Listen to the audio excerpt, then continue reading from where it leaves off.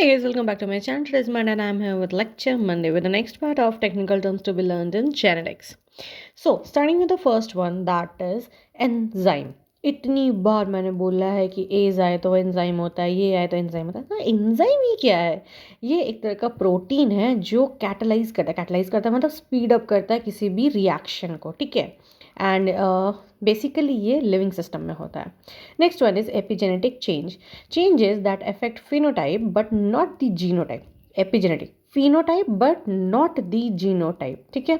These changes may be heritable in some cases due to a protein assuming an alternative conformation, example prions, ठीक है। अब basically इसको याद कैसे रखना है? एपिजेनेटिक, इसके स्पेलिंग में देखो, पहले पी आ रहा है फिर जी आ रहा है, तो क्या है? Changes that affect phenotype and not genotype, इससे याद रख लेना। Next is epigenetic inheritance. अभी जस्ट हमने डेफिनेशन में देखा कि ये जो चेंजेस होते हैं वो हेरिटेबल होते हैं। तो inheritance of epigenetic changes, some epigenetic changes are transmitted through mitosis and even meiosis, ठीक है। हेरिटेबल है तो मियोसिस आ ही जाएगा, मतलब थोड़ा कनेक्ट करना है कॉन्सेप्ट्स को। Next is episome. In bacteria a DNA molecule other than the bacterial chromosome capable of replication may be interrogated into or independent of bacterial chromosome, मतलब या तो किसी के साथ मतलब कि रिकॉम्बिनेशन में हो या तो इंडिपेंडेंट भी हो सकता है, ठीक है। किसमें? बैक्टीरियल क्रोमोसोम के। It is not essential for the bacterial cells accept under specific environments, ठीक है। इट इज़ नॉट एसेंशियल मतलब बैक्टीरियल सेल्स में एसेंशियल नहीं है other then some environmental changes वगैरह जो होता है ना। तो बेसिकली ये क्या है? बैक्टीरियल क्रोमोसोम के अलावा एक डीएनए मॉलिक्यूल जो कि प्रेजेंट है।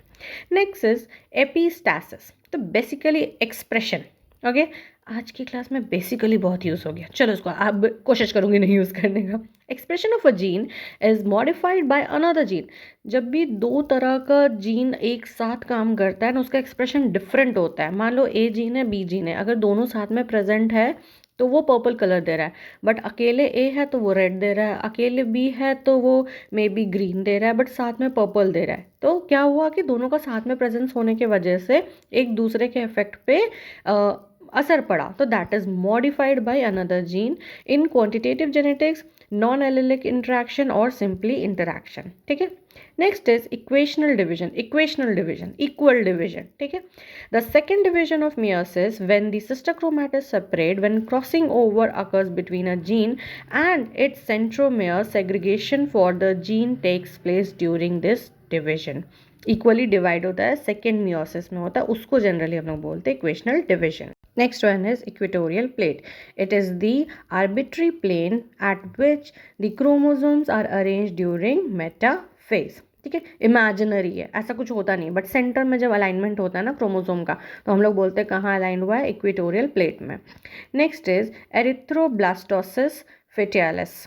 ये एक तरह का न्यू बॉर्न इन्फेंट्स में क्या बोलेंगे, हेमोलिटिक एनीमिया, मतलब एक डिसऑर्डर टाइप की चीज़ होती है, ठीक है। When mother is R H negative and father is R H positive, तो आर एच पॉजिटिव इन्फेंट्स में डेवलप दिस कंडीशंस, ठीक है। So that's it for the day. If you like the video, hit the like button, share it, and don't forget to subscribe my channel. I'll again come up till that. Take care. Bye bye.